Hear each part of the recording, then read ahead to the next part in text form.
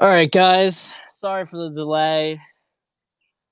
I uh I made a mistake of running through the screen door, which I still have not fixed, but after about 5 to 10 minutes of trying to get into that, I just gotta put it off till later, I suppose you could say. My parents will have a fun time seeing that I ran through their screen door, knocked it off the railing. Anyway, we got some cool stuff for you tonight. First, let's talk about the wine. And guys, I didn't have time today to do it, but I'm gonna do it much more going forward. Look at this. Hold on a second. Oh, that's a little bit better actually. Um. Oh wow. Whoa. Sorry. Whoa. Sorry about that. There's some stuff on the screen was pretty foggy for a second there. So, uh, yeah, I just did. So, what am I talking about here? We got some with the wine. All right, I got it. I got it, guys. I got it. I cut my finger gardening. I got it. Okay, so I'm going to be giving more stuff with the wine going forward. I'm going to start to give price. I'm going to start to give a little bit more. I'm going to start to taste the wines beforehand and do some proper notes for you so you guys have something to really compare to.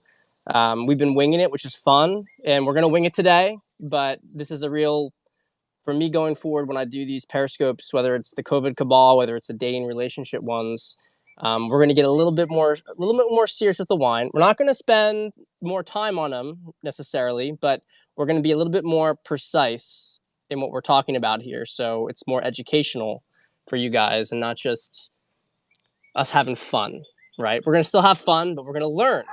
All right. So first wine. Now I got this one also in Italy in New York. Now this one I was excited for. I asked the guy at the store, I said, I want to get an orange wine, but I don't want like an orange wine that's just some nasty, you know, super natural one that doesn't, like I said, I want something that's clean. I want a good producer. I don't care how much it costs. I want a good producer. I think this was like around $35. And I want it to taste like an orange wine that is really showing the grape, not just the fact that it's natural. So you can see in here, there's some sediment. Now, where is this wine from? Well, looking at this label, Rhetoric Vitovska, well, this looks quite a bit like Serbo-Croat, right? Slovenia, maybe. Slovenia would be, in fact, the correct guess. Well, not exactly. It's technically Italy, but it is right on the border with Slovenia, right on the border. So if you know Trieste on the map, Trieste is this little.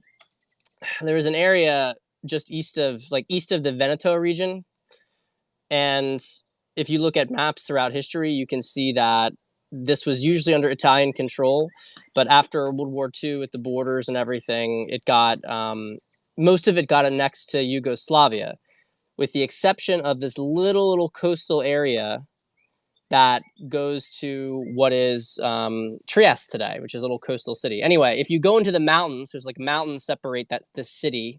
It's literally like on the coast, and there's a small little mountain range, and this is where it is. Now, I've had wine from this area, from further north in Friuli, but I've never had one from exactly here. Okay, and what's really cool about this is it's all limestone. And by the way, it's great to hear from you guys too. It's limestone area, so let's try this out. Let's try it out. Minimal sulfur on this guy.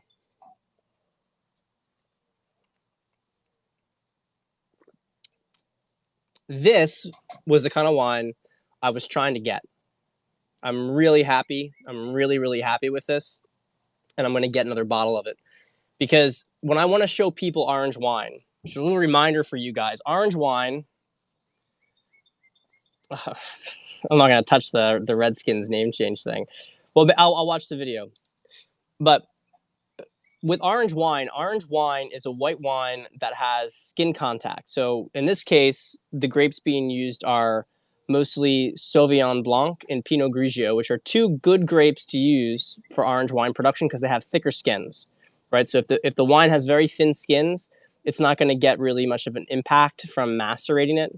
You're not going to get a positive impact, let's say, from from having the white wine skins, the white grape skins in it.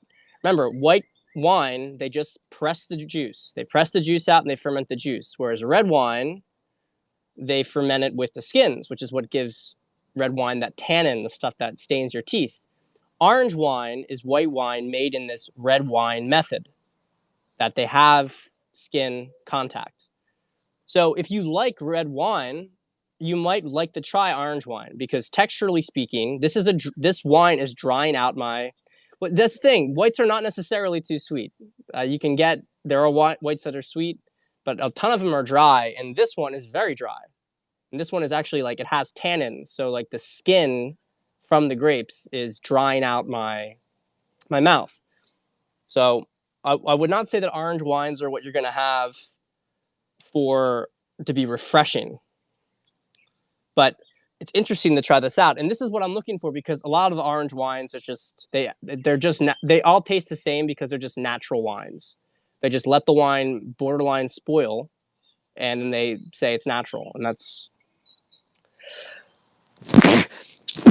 excuse me.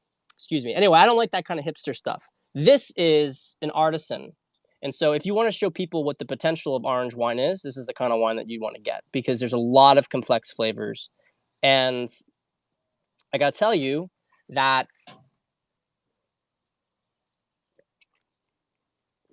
we've got apricots in here. We've got orange for the orange wine, right?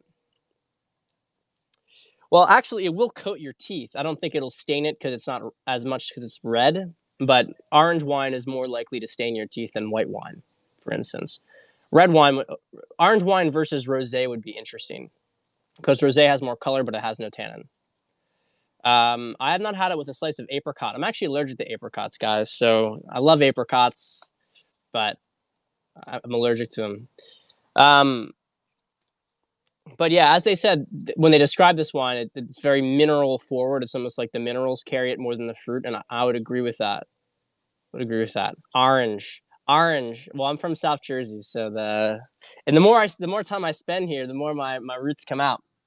Now, somebody here mentioned that Rioja was the king of red wines. And I'm not going to say I agree with that, but let's just say that I am a big fan of Rioja, and it deserves some respect. Okay, we got to put some respect on its name. I'm going to get a Ribera del Duero, by the way. I know that. I have not forgotten. Now, I opened this yesterday. And it's actually a little bit cool because I kept it in the fridge. But Amarone is great. And unfortunately for me, Amarone is the main wine I'm going to be getting in Poland, because, see, just a little digression here. Poland is not a sophisticated wine country. As you would say in the industry, it's not a mature market.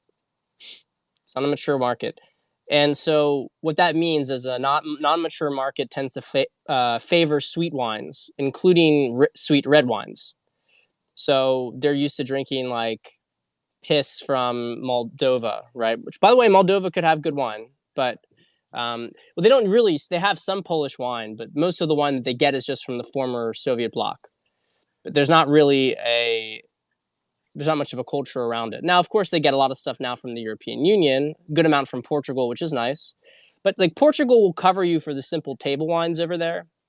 But when it comes to like nice wines, because you know me, right? Like I'm here to show you guys some cool stuff, some cool wines.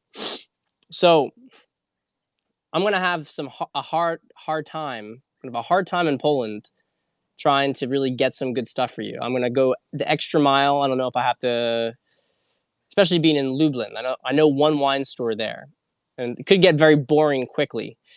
But one of the wines that you can find very easily in Poland that's high end is Amarone. And the reason is because Amarone, it's nothing against Amarone. Amarone is a wonderful wine. It's from northeastern Italy, north of Venice, basically. And but Amarone is like port.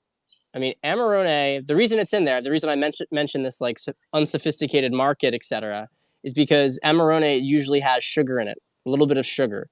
And so for people who like their wine to be sweeter rather than dry, which is a sign of an unsophisticated market for, unless you're talking about very specific dessert wines or maybe like an off-dry white, having sweet whites, having sweet reds is very, it's a sign that they care more about having the sweetness than they care about having like any sort of distinction in flavor or whatever. But Amarone has a lot of flavor, but also has sugar, and also has a ton of alcohol. I mean, Amarones, we're talking about 17% alcohol, really, like 17% alcohol. So Amarone will get you drunk. It's kind of like port. So I don't mind having it a bit, but I don't want to be like, I like wines that are more on the lighter side, like 12 to 13%. I don't 14% kind of capping out. I mean, this, and which is a good segue, because this Tempranillo, this Rioja, yes, it is true that white wine goes with fish generally. Generally, that's going to be a better thing. When you get to like salmon or certain like swordfish steaks, then you can start to use reds. If you need to do a red, here's a little rule of thumb: if you have a hard time, if you're having a hard time trying to get stuff for a table, then Pinot Noir is a good bet, because Pinot Noir is able to sort of manage with everybody. It's a very light red wine. It's fruity. It'll go with salmon. It'll go with swordfish.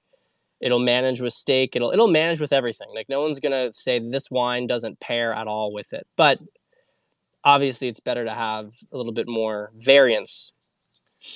This Rioja is certainly over $20. I don't know exactly, because it came with a wine shipping company called Lathwaite's, and so this is probably $20 to $25 would be my guess. And it's really nice. It's got a little bit too much oak for my taste, but that doesn't mean it's not good. It's other people would really love it, and the structure of it is really wonderful. I mean, the structure of it is phenomenal. So let's take a little sip of this, see how it changed.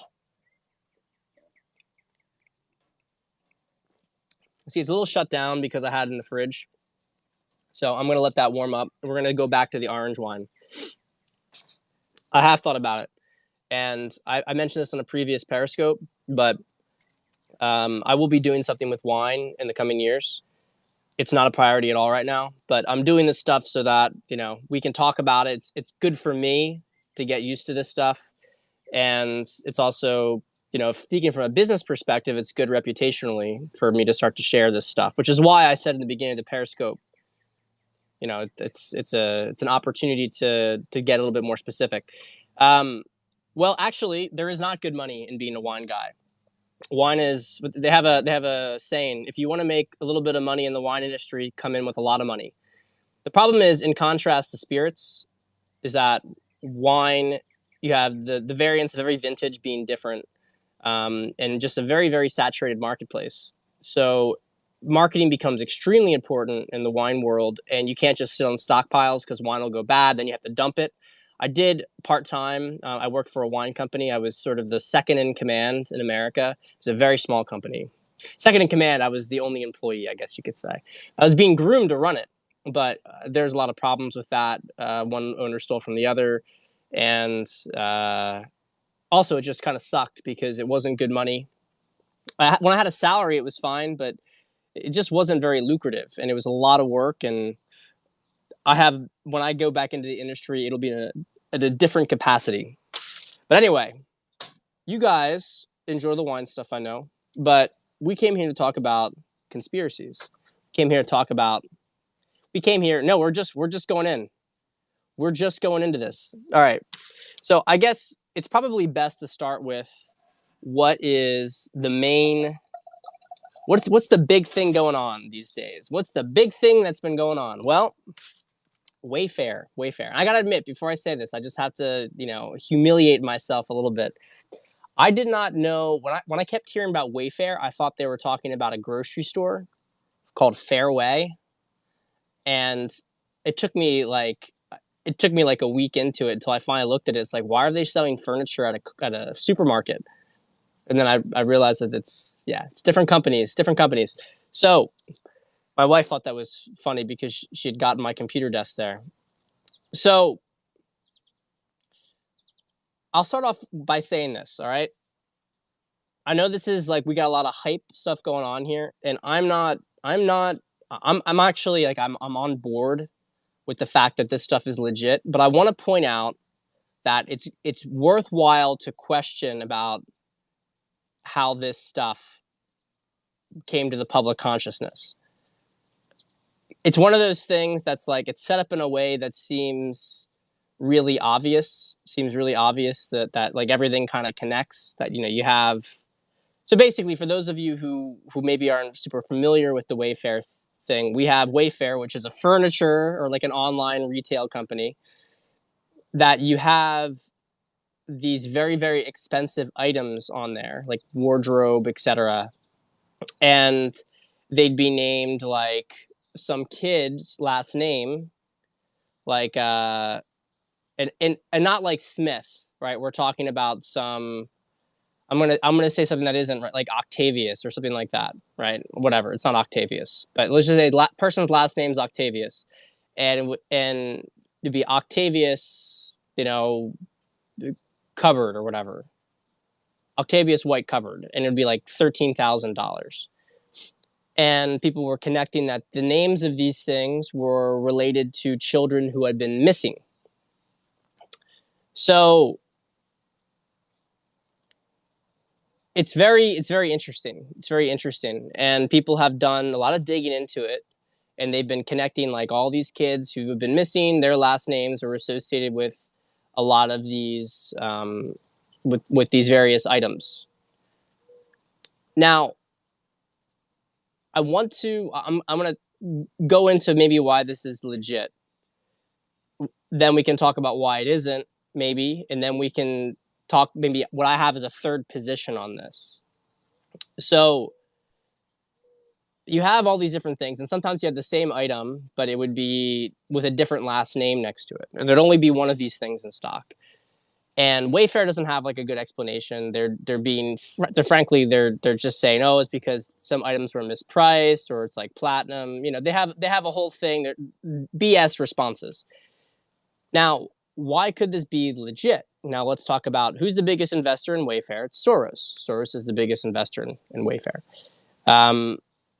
It would seem to reason that if you were to that a good way to hide this kind of stuff, if you wanted other buyers to find these things, and you were going to use channels outside of your normal distribution, that it would be known that a way to do it would be to use these sites. Right? So how would so you could say that it would be plausible that people would be using Amazon and Wayfair to be communicating with each other for trafficking. Now, of course, you order one of these things. Let's say you bought it. You weren't going to actually get a kid. So presumably it would be like the first step in an exchange. And then maybe it would be a sign that you were to meet somewhere, and this stuff would be prearranged already, right? It would be prearranged, and you would know the protocol if you were going to buy a child. So all that stuff is perhaps plausible. One thing that was interesting is also the books on the shelves of these things were photoshopped. The books on the shelves were photoshopped, and they didn't put like, when some of that was pointed out, is they didn't put like legitimate like Think and Grow Rich, right? This was the example that was given. They didn't put Think and Grow Rich. They didn't put like Stephen King on the bookshelf. Instead, they put a book about organ harvesting of the Falun Gong in China. So stuff that was already like really, really creepy, like creepy stuff that would involve human and organ trafficking, right? And you could kind of look at the price of some of these things, like on Amazon, you would be able to find a book on the Falun, a book like a weird book that you could get a PDF of would be like $900. So you've seen this stuff across platform. And a lot of people have jumped onto it and seen this as human trafficking. Cool. I'm cautiously inclined to agree. I mean, but here's the thing. I think that there's a possibility that this could be a psyop from the white hats. This could be a way to basically red pill the population because it's very accessible to people. It's really put out in front of you. Like, it seemed like it just all came out. One person discovered it and then everything. I mean, that could work. Or it could be that one person posted it who was in, let's say, DIA, posted this. And the very least you can say that they revealed it for the public to find. The very least you can say that. But you could also make an argument that maybe they actually helped to set this thing up. Not that there hasn't been human trafficking, but to set up in a way that it was more clear cut and easy for normies to parse. So I don't know the technical term for this, but this would be this would be like, it would be like a lie, but it would be be like a white lie. Let's put it that way. It would be something. It would be using deception to shed light on the larger truth. I don't know if that's the case or not, but I can tell you that regardless, the effect of it is positive. The effect of it is positive because it is waking up a lot of people. And my wife saw on her Facebook, there were a lot of people who were talking about this, people who we would not have known in our circles in Manhattan to be talking about these kind of things. So it's definitely one of those stuff that's kind of like Fall Cabal video series. Probably it's been the biggest thing since the Fall Cabal video series that has been catching the attention of a lot of normies. I do think that a lot of people who are in Q, they don't necessarily think about when something's like put out on a platter like this for you. You always have to be cautious, or at the very least, you have to be aware that maybe it is a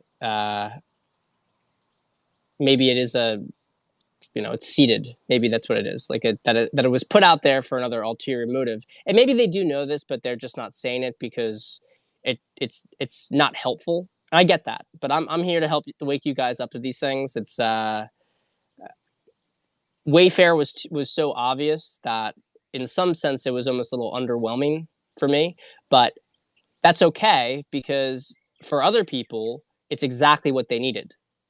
Like they needed this stuff to be put out on a platter for them. They needed it to be so obvious and so difficult to refute. Even if like Wayfair's like, what's going on? This wasn't happening before, and they get kind of screwed over. It's casualty of war, perhaps you could say. I will check out this thing, Amazing Polly. I did not hear anything about that. And look, it very well could just be that. I mean, I don't know how she. I don't know anything about Amazing Polly. Maybe you guys can tell me about her. But yeah, Wayfair broken down. One of the things that they were saying is it basically meant like trade of people, right? Wayfair.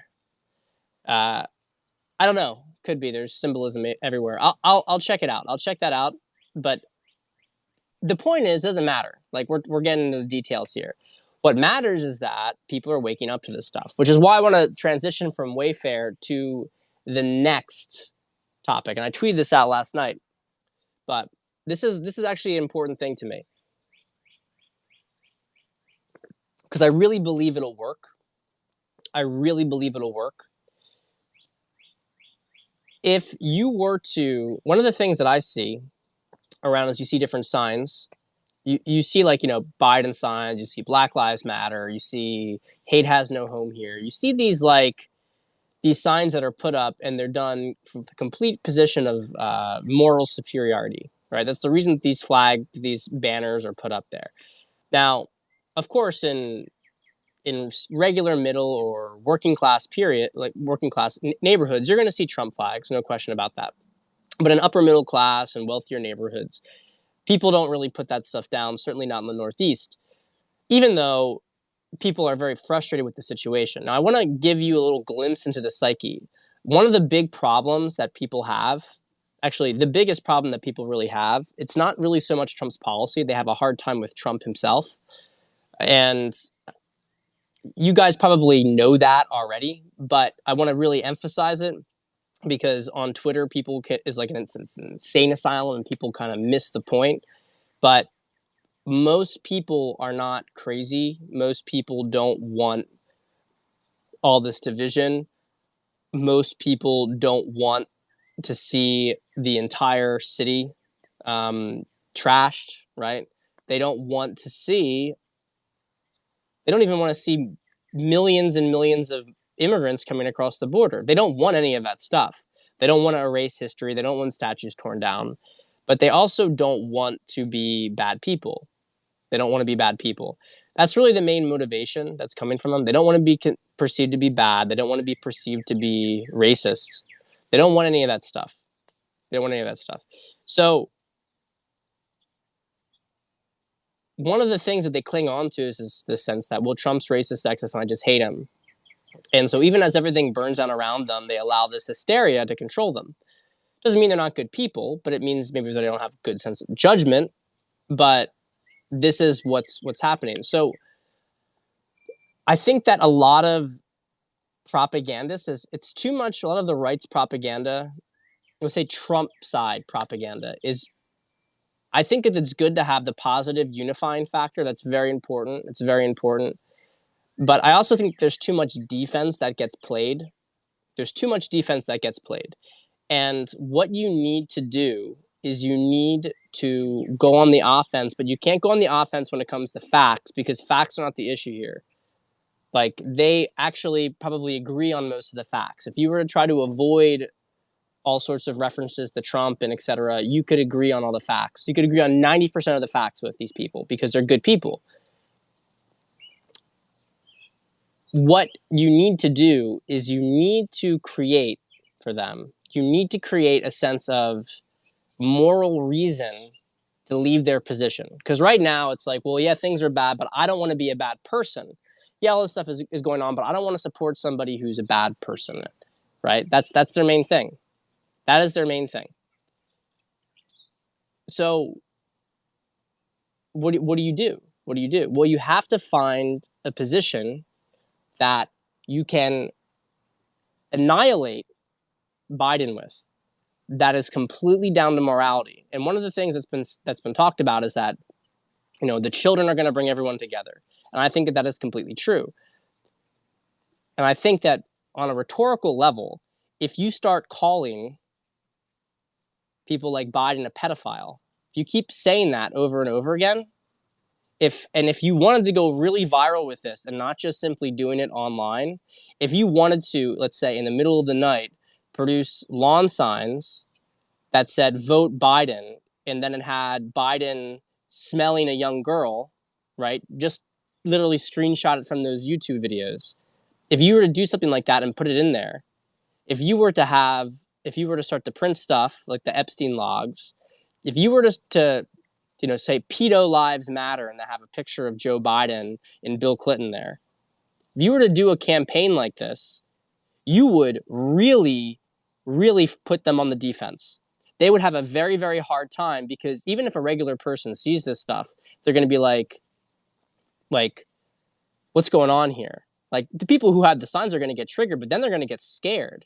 They're like, no, I don't support a pedophile. He's not a pedophile. And then they're going to start to say that, right? Which, as you know, is a thing that's happened to the right with Trump. It's like, oh, I'm not a racist. I'm not a racist. Well, you can't really, I mean, you can try to neutralize that, and you should neutralize it as much as you can by showing opposite things, but you can't actually take an offensive position. You can't gain any ground unless you actively discredit the opposition. And this is one of the things, like, I really, really, some of you guys who have artistic and creative talents and who have a little bit, you know, some of the younger guys who have a little bit of a fire in you, if you want to go out and start to put this stuff out there, and I think even if you find yourself like in a political argument said, I'm not going to vote for a pedophile. And they're like, what are you talking about? It's like, Biden's a pedophile. I don't know why you want to vote for a pedophile. Like, this is a hard thing for them to defend. And all they can say is, well, Trump just, you know, blah, blah, blah. It's like, Biden is on camera sniffing little girls and saying dirty things to them. And then you can start to go into the entire thing with human trafficking. It's like, I don't support pedophilia. Do you support pedophilia? Now, I recommend in general that you guys go, yeah, they think Trump is one too, right? But we also know that, like, Dems are the real racists. I mean, they are, right? But the point here is this is an offensive thing. You want to put them on the defense. And for a lot of normies who already don't like what the left is doing, all they need is a reason to not support Biden. And him being a pedophile sticks a lot stronger than Trump. It sticks a lot stronger than Trump. The diehard lefties maybe aren't going to change anything. And they're going to keep saying that anything about the left is, well, Trump does it too. That's the only way that they can process it. But I'm telling you that if you push the pedophilia angle, you will really, really annihilate their position with families across this country, including left families. You will annihilate the position. There's not a really strong, all they can say is, well, but Trump's bad too. They all hate Epstein. They all hate this stuff. They don't like it. They're trying to inch their way in with, drag queen story hour, which I don't recommend you touch that because you can circle back to that later once you've paced them. But the rhetoric around pedophilia is very, very powerful, and the left doesn't control it. The left does not control that argument. They don't control that moral argument. The right has lost moral ground on everything, which is ridiculous. It's constant gaslighting. Like, being a good person and being a person to the family, wants to protect your family, you've been considered a bad person. But they haven't won the argument on the children. They haven't won that argument yet. They don't control it. They're actually very fragile on it. And if the best thing they can say is, well, I think Trump was with them too, what are you going to do when all of your political heroes? What are you going to do when people see that Barack Obama was on the Epstein flight logs? What are you going to do? What are you going to do? People say, you're saying like they don't care. They don't care. Actually, you don't understand that they do care, that it puts them in a very uncomfortable position when you call them a pedophile, or you say they're supporting a pedophile. Okay? That is something that they're going to immediately try to deny it. It is actually really, really serious rhetoric. And I think that if you're underestimating the degree to which it's going to start to affect people who are not putting out their views publicly because they're afraid of this. I'm not saying you attack the person himself, saying that unless they go after you. What I'm saying is that, say, I'm not voting for Biden because Biden's a pedophile. Don't talk about Trump. It's like, I don't know about Trump. I don't think he's a racist because of these things, but I'm not voting for Biden because he's a pedophile. Don't underestimate the power of that. Because you can say that and people might get upset, but they don't really have a good defense to it. There's no like moral argument that they can throw at you. Like when you say all lives matter, they've associated that with being racist, even though if you say, should white people die, an average person is going to say no. It's like a program, but they have not programmed successfully pedophilia against the right. They haven't done that. They have not been able to associate the right with pedophilia because I think that, frankly, they're just too far entrenched with it. And again, we're talking about the new right. We're not talking about Republicans. There's tons of Republicans who are in pedophilia, nominal Republicans. But since there's been this political alignment, it hasn't worked. And you can see with Netflix, they put Trump in a picture next to Epstein. It's fine. I think it's better to go on the offense with it and allow the stuff with Trump will clear itself up in the end. If there's a big push for him against, there is a big push with him against child trafficking. But when you have that in the picture, and then you have other people are going to, when you have that going on, eventually they're going to drop their resistance to Trump because it's just a very temporary thing. It's a very, very temporary thing. So, what other things? Let's just talk about a couple of other stuff here. Oh, one thing from the last Periscope I wanted to mention that just to reconsider it with Kanye. Okay. So I mentioned that I thought it would make sense that maybe Kanye drops out before the end and rather than stays in it the entire time. I don't know if that's actually what's going to happen. And here's why. While there is some benefit to that, for sure, in terms of really aligning yourself fully with the sort of Trump coalition down the line, one of the problems with it is that it might strongly discredit him to the black community, people who are going to vote for him, and then he just pulls out of the race, and then they're going to feel like it's a big joke, and then they're not going to take him seriously. They're going to see too much opportunism with it. So maybe there's a better chance he stays in it, I mean, it certainly guarantees more of a victory. And I think there's a better chance that Trump's coalition forgives Kanye for going against them when they see the outcome than if he had to necessarily drop out to prove it. So maybe it'll go one way or another, but the end result is ultimately the same. I just wanted to say that I gave it a little bit more thought. And it's probably better to say if you're going to run for president, you don't go through all the effort and then pull out. It looks like you're a lackey, and the last thing that Kanye wants to do is look like a lackey of Trump. So there's that. Now let's see what other stuff here. Well, sticking on the trafficking stuff, we can talk about some of the. I do think he wants to become president. But I don't think he wants to take away Trump's second term. But, I don't know. I don't really know, guys, what's going to happen after all this stuff. I mean, the prophecies, Trump's the last president. I'll have to be honest with you. I don't see the current political system surviving after this election. I have always felt to myself, like, I'm going to go and vote because this is the last American election. And it's not that I think that things are going to, like, the country's going to fragment. That is, of course, a possibility if we don't ascend in our behavior. And if this stuff continues, we're going to go to a civil war. There's no question. And that'll happen by 2024. But what I think is more likely to occur is that there is going to be a complete reform of systems. And I don't know what's going to happen politically, but it's not going to be taken away from the spirit of the Constitution.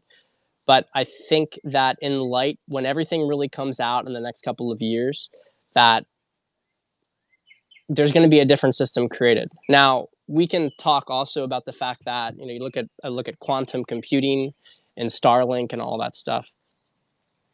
If all this technology and all these things start to come out, I mean, the military is going to have to control it. So I don't know, do we enter into some sort of, free expression military, republic? I don't know how that exactly works. I see something like that occurring, though. I know that I don't even know how to describe it, but even before I had heard this prophecy about Trump being the last president, I just don't understand how you can go back to the prior system. It seems like it's done, like it's exhausted itself. This is the death of it. And that the only way to move forward is to create a new system that's based on the same premises, similar premises, but there has to be something structured differently. Especially with all the technology and going into space, the military probably is going to have to control things. And so we're going to start to move in that direction. Now, thoughts on Roger Stone? Not really any. I mean, I think that Trump did the right thing, obviously. The whole thing was a witch hunt, a scam. But I don't really, Roger Stone also likes attention. I don't, it's, to me, it was done right. And obviously he was harassed and abused by the FBI.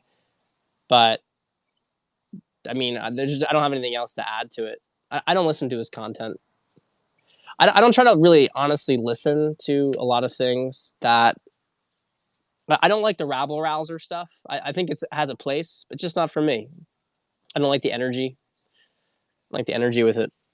So moving on here, just to continue with these last bits on the trafficking.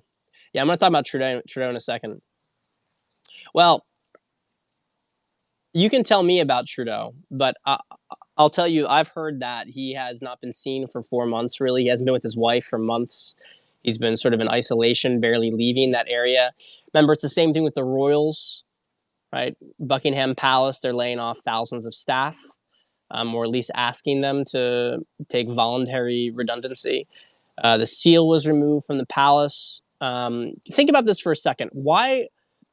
Okay, you can say that the Queen is self-isolating in Windsor Castle out of safety. Okay, you can say that. That's fine. She can't go on a balcony. She can't wave. She can't. Where are they? Where do they go? Where do they go? You know, I don't know. I don't know. I think we know, but stuff's happening. I mean, all these people in Scientology have been dying, dropping like flies. What else do we got here?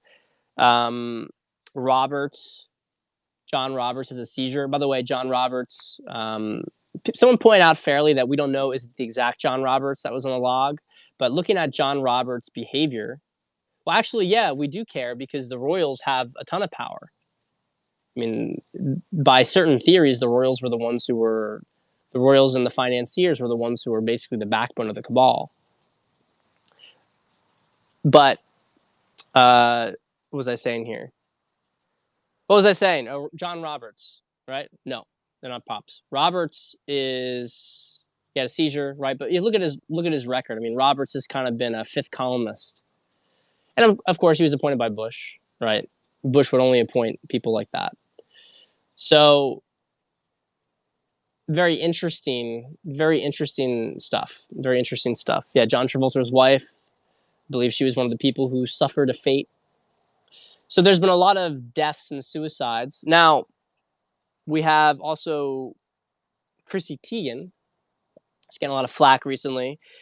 As you guys already know, there's a lot of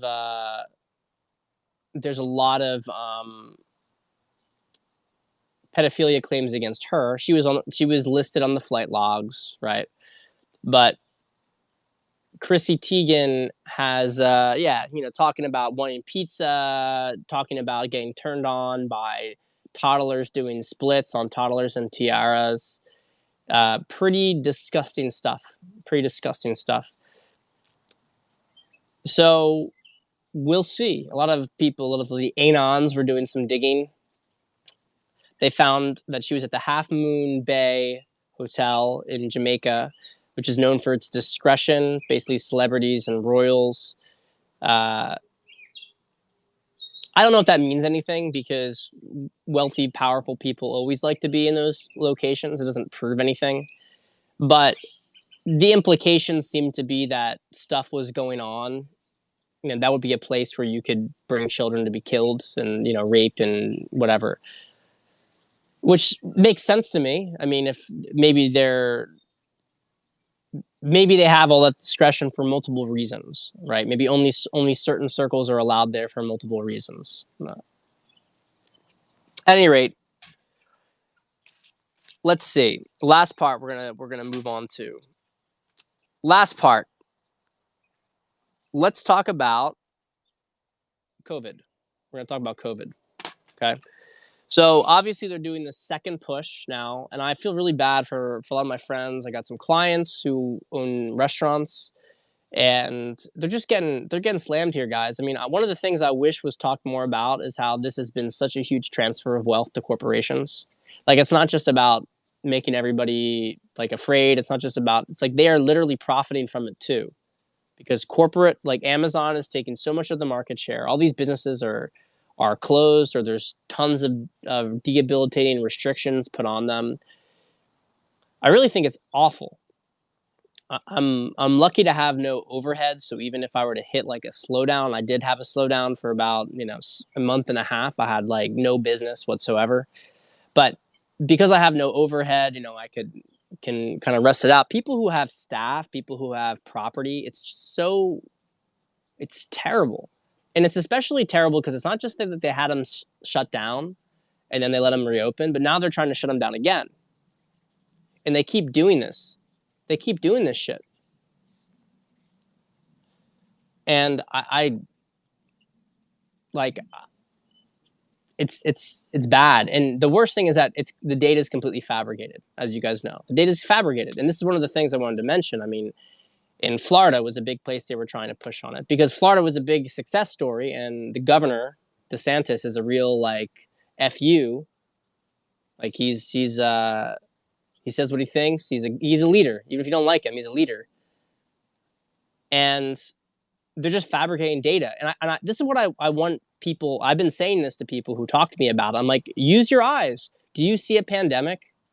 It doesn't matter what kind of data they say. Oh, you have 10,000 new cases. Well, they count cases as negatives, right? They were doing that. People who are tested, 10,000 more people tested for COVID. They don't say like tested for what? Tested negative or positive. So that's the first thing. Right now we have a death rate of 0.05%, which is way less than the flu, way less than the flu. And more than that, I mean, it's almost like 85% of people who even have it have zero symptoms whatsoever. Like whatever stuff was going on very early on with COVID, and there was stuff going on, and who knows if it's like Loki's conspiracies where it's like there was the plague outbreak in certain areas or whether it was a different strain.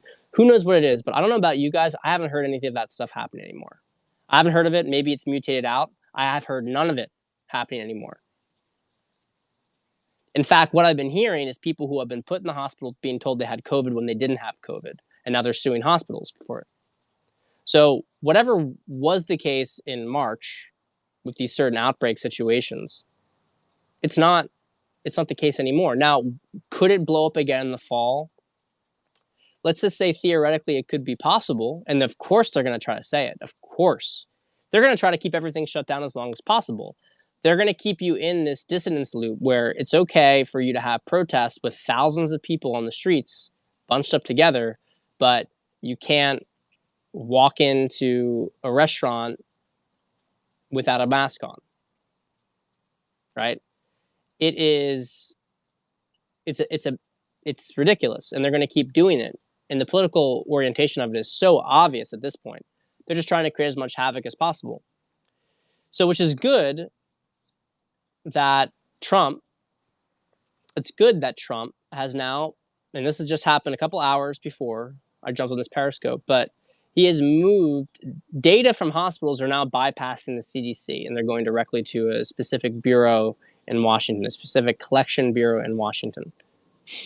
So why does that matter? Well, it matters because this may be a way to get accurate data, because a lot of the things that are being reported are just out of control. Now, I don't know. I mean, because hospitals have been fabricating stuff too. So, but I get really frustrated with people who keep saying like, this is what the data says. We have these, like, seriously, use your fucking eyes. Use your common sense. There's no sign of it. There's no sign of a real pandemic. There's no sign of it whatsoever anymore. So, anyway, this is like pretty much what I got for you guys. I can take a couple of questions if you guys want to send some stuff to me. You can throw a couple questions out here. Yeah, it's like it was like a flu, but I'm saying right now, and it is the summer, so, sunlight and heat and everything. Could be more people happening, could be happening to more people in the fall. Could be the second wave is bigger than the first. All of this stuff is possible. All of it's possible. But right now, it's not happening. Do I think Glissane is going to frame Trump? No, I don't think she's going to frame Trump. I don't think she has the ability to do that. She's going to get killed. Going to get killed if she tries that stuff. What's with the Maxwell trial being in 2021? I don't know about that. Although, guys, I don't really also understand exactly why this is the case. Maybe it's because of the political nature of it, that it can't be seen to wake up the public, that people are not going to trust any of these investigations if Trump is possibly going to be reelected. It all has to come out afterwards. I don't know, guys. I mean, personally, my non-quantum brain seems to think that this is not the. And there's going to be plenty of signs before the election, but maybe they're going to draw this stuff out through the end of the year and through early 2021. I mean, from what the astrology stuff I've been seeing says is that there doesn't start to really be more of a unification growing. People are actually going to go through a real sense of not knowing what to believe at first. But the acrimony is not going to start to disappear till like December, January, gradually healing from there. And it's mostly going to be a limbo for a lot of people. And that's when I guess we reconstruct the world at that point. And maybe it's then in 2021 that the stuff really starts to pour out. Because maybe people are not going to listen to it. It's going to seem too partisan if it happens before the election. I guess I can understand that, and I guess we can win without it. But I mean, I wish we didn't have to go through this, because September and October is going to be bad. It's going to be bad. It's going to be bad. I hope you guys are prepared for it. Yeah, I think that August in particular will be quiet. I think August will be pretty laid back, all things considered. You know what they said in Tolkien? This is the deep breath before the plunge. We're hitting that stage. Travolta's wife, right? She died, right? She's one of the Scientology people who got killed. Can't recall. Yeah, JFK Files released at a similar time. I don't think Trump's going to lose. I just think it's going to be a rough fight. So when we look at mail-in voting, I think that the fraud around that is much more in control than it was in the previous election. We control more of the institutions now. So I'm not saying they're not going to, I mean, they're obviously going to try massive amounts of fraud. I mean, someone's like dead cat got a voter registration recently. I mean, it's crazy what they do with mail-in voting and absentee ballots, how they just spam them. I remember in 2018, I remember seeing all these districts just change blue. It's like as more and more of the mail-in voting start to come in. It was like 3, 4, 5 days after the election, it's like 10% margin change. Like that's not how it works. It doesn't work that way, right? So what do you think Trump meant when he said he expects the virus will just disappear? I mean, I think that's what's going to happen. I think it's what's going to happen. I don't know the details of it. I don't know. Some people have speculated that they have technology that cures it. I've heard people talk about spraying the planet with different kind of chemtrails, so to speak, that are going to be better for people.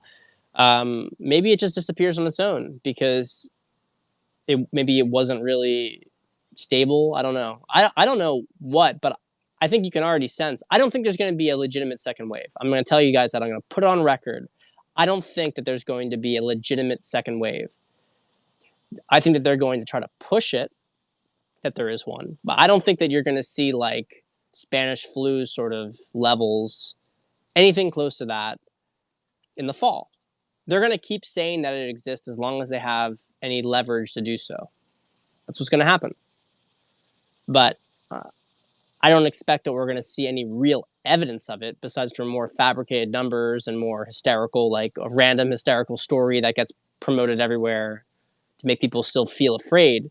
I know people who are so afraid of this stuff. I mean, they're like crying. I think it's awful.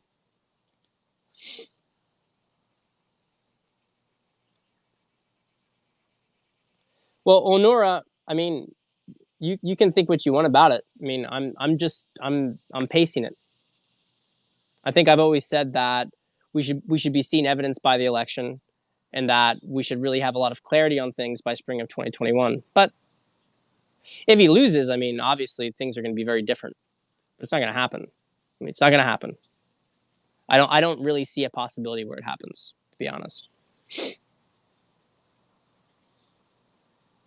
I just think that, I mean, look, in New York, I mean, shootings are up. Like, cities are going to become, in particular, really hotbeds. I think cities are going to start to collapse. I think that's what's going to happen. I think within the cities, you're going to start to see non-compliance from police, and I think you're going to see some just sort of natural crime. But more than that, you're going to see instigation. I think things are just going to get really, really bad. I'm I mean, I'm going to New York later this week, but it's terrible what's happened. I mean, I don't think people, unless they've been in the city, unless they've seen how it was on like 5 months ago versus now, it's so bad. It's so bad compared to what it was like at end of February and mid-March. And I'm not just talking about like, oh, things are closed, things are boarded up. I'm not just talking about that. Violence is like doubled or tripled, and the energy is changing. And everybody I know is leaving. Like, in all honesty, of my close friend group, we're talking about 80% leaving. And in terms of acquaintances, like I have seen probably half of all the people I know leaving the city. And that's just within the next, now, since then, through now and through the end of the year. Like that's what's happening. And if I were to include people who are talking about it, so I think the cities are going to get really, really bad. And I think you're going to start to see large scale civil disobedience on the right to laws in certain jurisdictions. There's going to be more vigilante justice going on. And there's going to be attempts from jurisdictions to go against citizens, which is going to lead to enormous amounts of tension. I think you are going to see I think you're going to see the silent majority, so to speak, rise up. I think that they're going to get more aggressive. Like we haven't seen them get aggressive in the past. I think that people are. I saw recently in the Northeast there is a rally where they were talking about this is going to be the next civil war, and there are people who were. I mean, these are your sort of regular, standard Americana people, and they were now talking in terms of this is we need to be prepared to fight, and we are not going to adhere to these things, and making references to the American Revolution. So I don't think this is. I think that the patience of a lot of people on the right is snapped. I think, frankly, the patience of a lot of people in the country is fraying to this stuff because it's obvious that things are just getting worse, and they're getting worse because they're being deliberately made worse. There's no leadership on these local levels, and people can trash Trump or whatever. I mean, it doesn't matter to me. Like I don't understand. I just think it's like it's childish.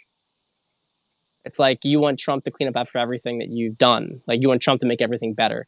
This is why when I talk about this on the psychological level, Trump represents the father and people's relationship with their father. And so the sort of collective trauma and shadow work, especially with a lot of women around men. I mean, Trump, of course, he says things in a way it's, crass, whatever. But fundamentally, people are upset because it's like an issue with the sense that like, fuck you, dad, fuck you. Yeah, well, you weren't there. You're not doing this. Fuck you. I'm going to do what I want, but now things are bad and you didn't fix it. And it's just this kind of back and forth. No one is locally holding people like de Blasio to account. No one's holding Gavin Newsom to account. I mean, they're destroying their states. They're destroying their cities. People got to deal with it. They got to deal with it. Anyway, let's see here.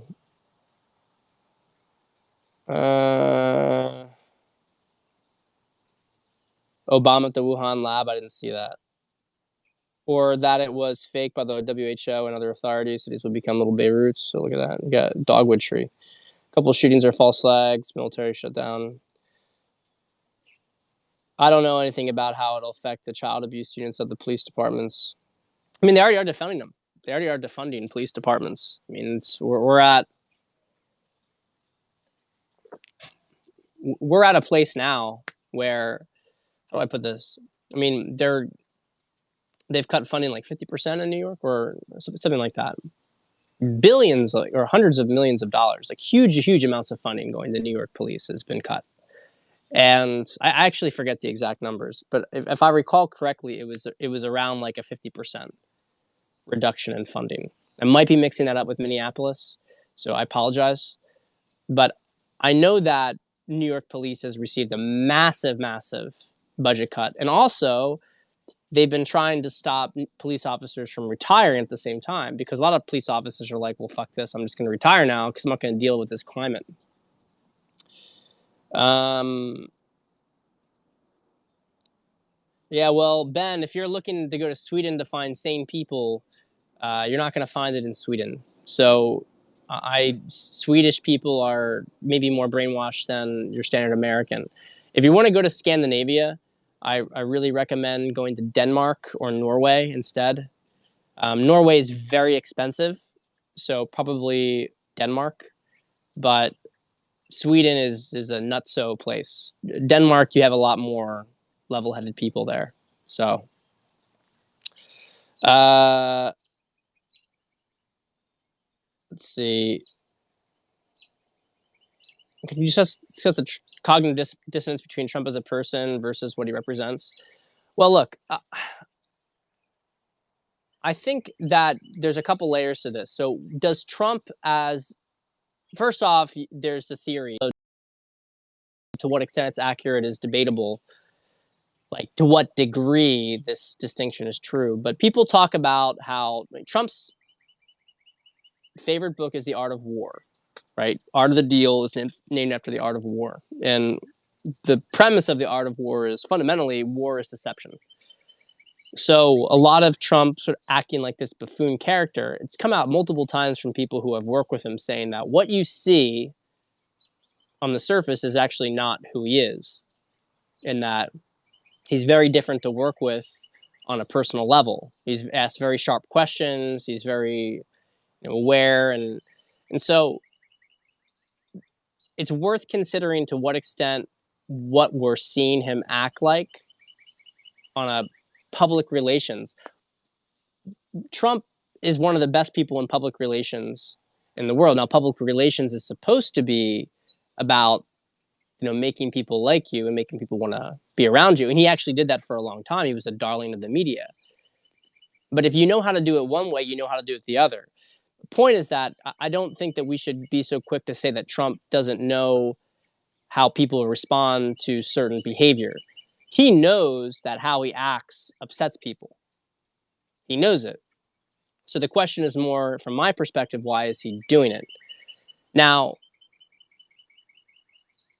the way that he talks to the media and how he trolls them, so to speak, I mean, as far as I'm concerned, this is when I started to like his persona, because I liked how he was getting people very aggravated. I liked how he was getting people to reveal themselves, basically. They went very, very far in an attempt to...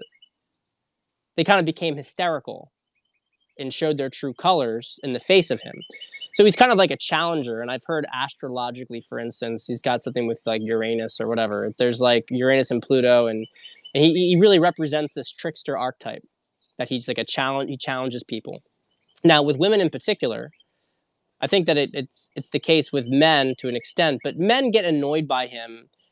And I think that some men do it because it's sort of like a I hate to use these kind of terms, but like a beta resentment, that this is a guy who's successful and powerful and says what he wants, and that people who feel like they can't say what they want, men who can't express their own perspective feel emasculated by him, and they resent him, kind of like the cool kid, the cool jock who's a dick but gets the girls and is popular or whatever.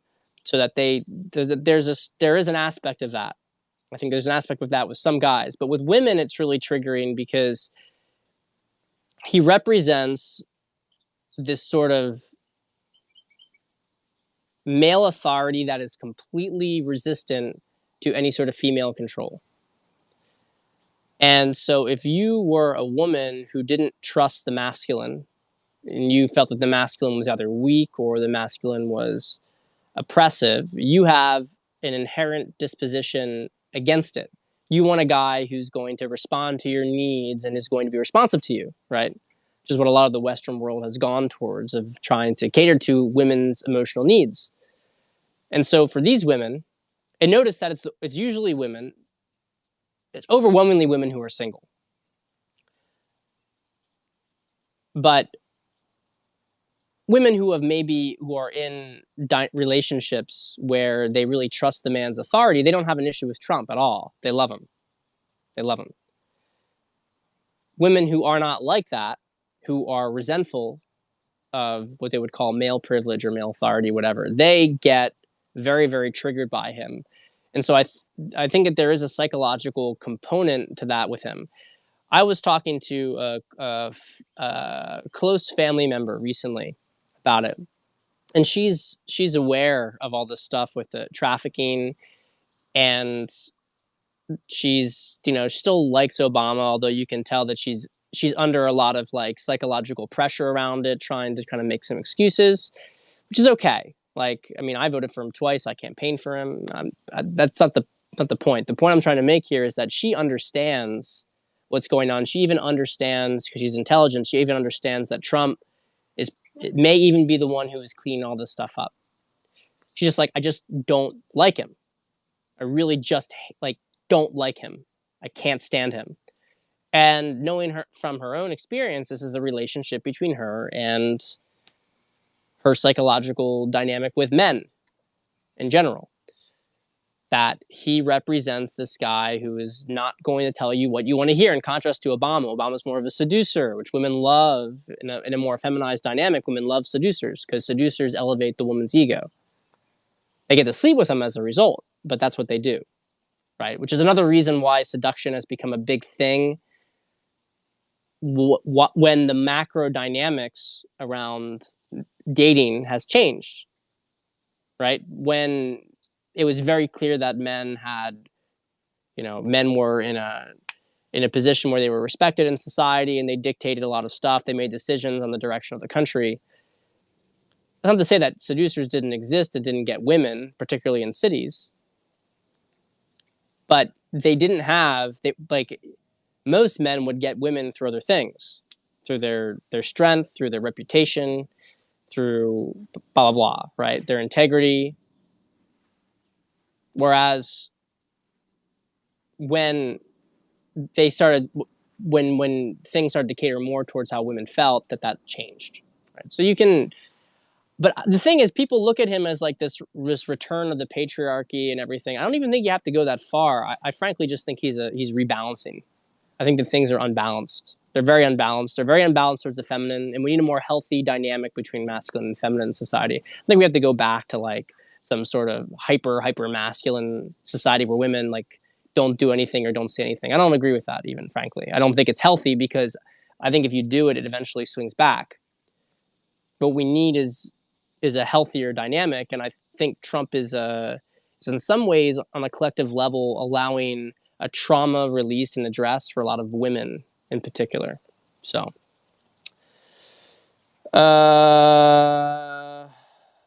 yeah, Seattle budget cut in half. Well, yeah, how many manipulator are going to feel afterwards, knowing they were pawns for the satanic elite? I mean, that's why we got to be kind to them, because it happened to Republicans, right? It happened to the right all throughout Bush's presidency. Patriotic Americans invaded Middle Eastern countries and killed people by the millions.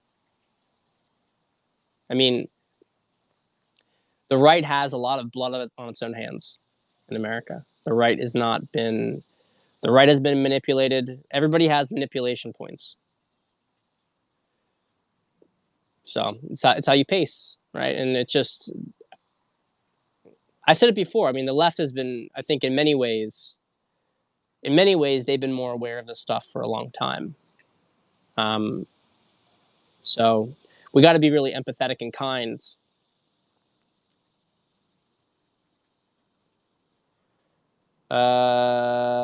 What's the status of the war on the cartels that Trump declared? I think a lot of that has to do with specific legalese. So I think it's being. I think that things that are happening in the background, it's all relevant to that. But any other countries you'd recommend for a lack of not so people? Well, Eastern Europe has no not so people, really. I mean, I won't say no. Of course, they have not so people, but I've said this before, and I'm moving there for a reason, even though it's only for a couple of years. But guys, I think it's better to call it Central Europe. You can call it the former Warsaw Pact. The people in that country were under, especially in Poland, for instance, but these countries underwent World War II, and then they underwent decades of communism, and they survived. Okay, the people there are very level-headed. You do not have a lot of radical, crazy people there. You have people who you can talk about pretty much any. Like, to me, it's what's crazy is is that it reminds me of growing up, where you could actually just talk freely and people would be like, I agree or I disagree. And they never took it in some sort of moral judgment on you if you were just sort of addressing facts, which is how it used to be. You used to be able to really talk about things here. Um, that's changed, but it's not that way in Eastern Europe. If you're in Western Europe, it's going to still be that way. Now, when I say really Eastern Europe, though, like Ukraine, Belarus, Russia, I mean, Ukraine and Belarus in particular are failed states in a certain sense. Like, they're not good places to go to unless you're really doing your own quasi sex trafficking. I only say, I don't, I'm not trying to be a dick to people who have gone and gamed over there, but because the women are very attractive, but there's a lot of poverty. I mean, it's a very corrupt society, those countries. So if you want to get like the best of the West, but you want to have people who are sane and level-headed, and they're not too expensive, then I mean, Visegrad Group is great. Czech Republic, Slovakia, Poland, Hungary, Romania, probably Bulgaria too. I mean, these are, and I think you can go anywhere down there too. Croatia, Serbia, but they're not impoverished countries by any stretch of the imagination. But they're also not. Yeah, I mean, they're not so crazy wealthy. If you go to Western Europe, you have a lot more stuff you're going to have to deal with. No question about it. But I love France. Yeah, I love France. I love Italy. It's not going to stop me from going there.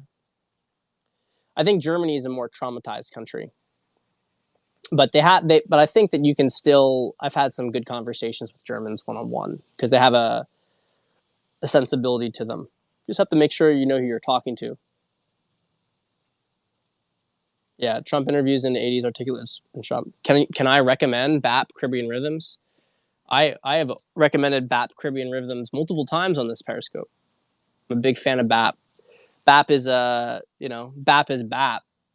I think for yourself, right? I treat BAP as a satire person in many senses, but I think he's one of the. I can say he's like probably the only podcast that I'm like, hey, I really want to. Like, I look forward to it every week because like he'll just say things that are just so funny, and I learn a lot about history from him, and I think he has good takes. And one thing that really stands out though is that he's got courage.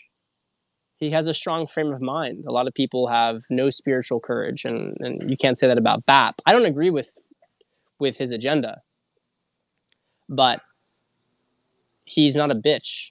You know, he's not a whiny little bitch, and he actually calls out whiny little bitches, which I like. Cool, guys. What's the website name for Esoterica blog? I don't know. I forget what that is. Are Mask the Giant placebo? New Zealand. Yeah, I think that they are placebo. They might even be negative in some cases because of the oxygen rate. But anyway, guys, time to go. We'll talk soon.